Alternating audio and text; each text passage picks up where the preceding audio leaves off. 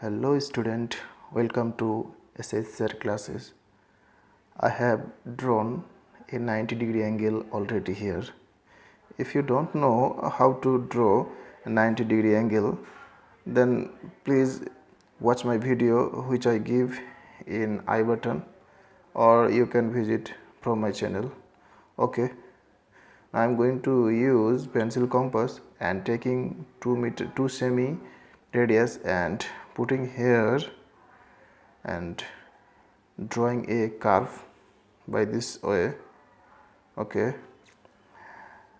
also put the pencil compass here and draw another curve which intersect the curve.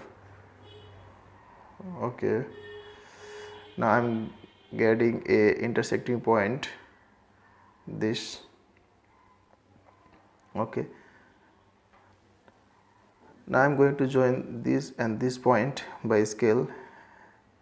Then it is the required 75-degree angle. So now I'm going to check whether it is right or wrong. So 70 and 75, so it is right.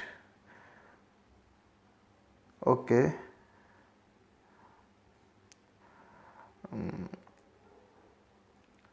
now I'm denote this angle up to this. Okay, 75-degree angle. Okay, and